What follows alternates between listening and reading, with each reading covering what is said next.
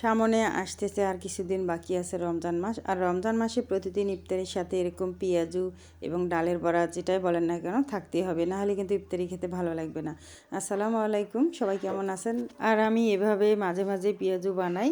গরম ভাতের সাথে এই পেঁয়াজুটা খেতে খুবই ভালো লাগে। পেঁয়াজু বানানোর জন্য আমি এখানে খেসারির ডাল 1 পোয়া ভিজিয়ে রেখেছিলাম, সেটা ব্লেন্ডারে পিষে নিয়েছি। ওখান থেকে আমি অর্ধেকটা দিয়ে দেব, বাকিটা রেখে দেবো। এতগুলো পেঁয়াজু বানালে তো একসাথে খেতে পারবো না, এই জন্য আর কি কিছু রেখে দিলাম। এরপরে আদা রসুন বাটা একসাথে বেটে নিয়েছি, সেখান থেকে 2 চামচ দিয়ে দিলাম। পেঁয়াজ কুচি করে নিয়েছি, সেটা এখন দিয়ে দেব। তারপরে কাঁচামরিচ কেটে নিয়েছি, সেটা দিয়ে দেব। সবগুলো উপকরণ একসাথে মিক্সার করব। আমি এখানে পেঁয়াজু বানানোর জন্য খেসারির ডাল নিয়ে নিয়েছি, আপনারা চাইলে মসুরের ডালও এখানে মিক্সার দিতে পারেন। এরপরে লবণ, হলুদের গুঁড়ো, মরিচের গুঁড়ো দিয়ে দিলাম। আপনারা সবাই জানেন পেঁয়াজু বানানোর সময় ঝাল একটু বেশি দিতে হয় এবং পেঁয়াজের পরিমাণটা বেশি দিতে হয়।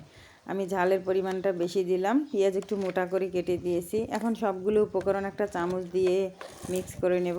ধনিয়া পাতা কেটে রেখেছিলাম, সেটা এখন দিয়ে দেব।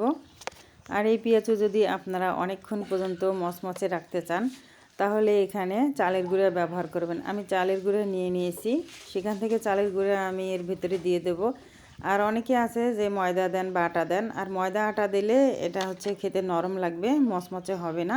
সেজন্য চালের গুঁড়া দিয়ে দিতে হবে, তাহলে এটা খেতে খুবই মচমচে লাগবে। চালের গুঁড়া দিয়ে আবারও আমি মিক্সার করে দিলাম, কিন্তু আমাকে এখন চামচ দিয়ে হবে না, হাত দিয়ে নাড়াচাড়া করতে হবে। আমি হাত দিয়ে সবগুলো উপকরণ ভালোভাবে মিক্স করে নেব। খুব সহজ উপায়ে পেঁয়াজু বানাতে পারবেন। বাকি যে আটাটুকু ছিল সেই আটাটুকু আমি এর ভেতরে দিয়ে দিলাম। আমার বাটিটা ছোট হয়েছে, তাই আর কি হাত দিয়ে নাড়াচাড়া ছাড়া এটা কখনোই মিক্সার হবে না। এরপরে দিয়ে দেব জিরা গোলমরিচ গুঁড়া। আর জিরা গোলমরিচ গুঁড়াটা দিলে ওই পেঁয়াজুটা খেতে আরও বেশি স্বাদ হবে। এভাবে হাত দিয়ে মিশ্রণটি ভালোভাবে মিক্স করে নেব এবং লবণটা স্বাদ মতো দিয়ে দেবেন। সম্পূর্ণ ডালের মিশ্রণটি মাখানো শেষ হয়েছে। এখন আমি এই বাটি থেকে অর্ধেক মিশ্রণ একটা বক্সে তুলে রাখবো। এটা নর্মাল ফ্রিজেও রাখা যাবে এবং ডিপ ফ্রিজেও রাখা যাবে, যে কোনো দিন মন চাইলে আবার ভেজে খাওয়া যাবে। বাকি ডালগুলো এবং আদা রসুন বাটা সবগুলো ঢেকে রাখলাম। পেঁয়াজু ভাজার ভিডিও পরে দেখতে পাবেন।